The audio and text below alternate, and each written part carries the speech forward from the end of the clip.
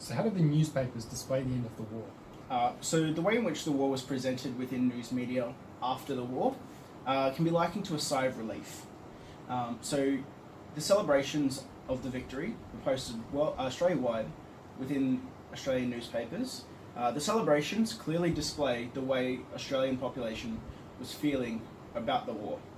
A period of immense worry and loss ended not the way Australians feared, but the way they had hoped. How did newspaper coverage of the end of the Second World War differ from the coverage during the war? I think it's important to mention when looking at newspaper coverage during the war that a lot of the language used was very precise, to do with facts and figures and events that happened.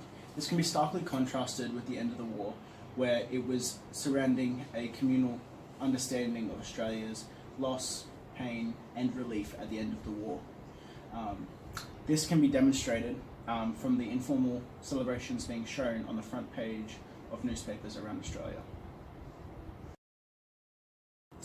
So how did newspaper coverage present Australia after the war had ended? Many news stories after the war had ended discussed the effects the war had on Australia as a country. One of the biggest effects that it had on Australia was its separation from its colonial past.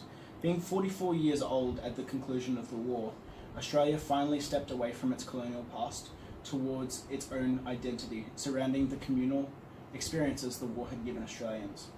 For the first time, Australia was seen as a worldwide power, which was no longer seen as a British colony.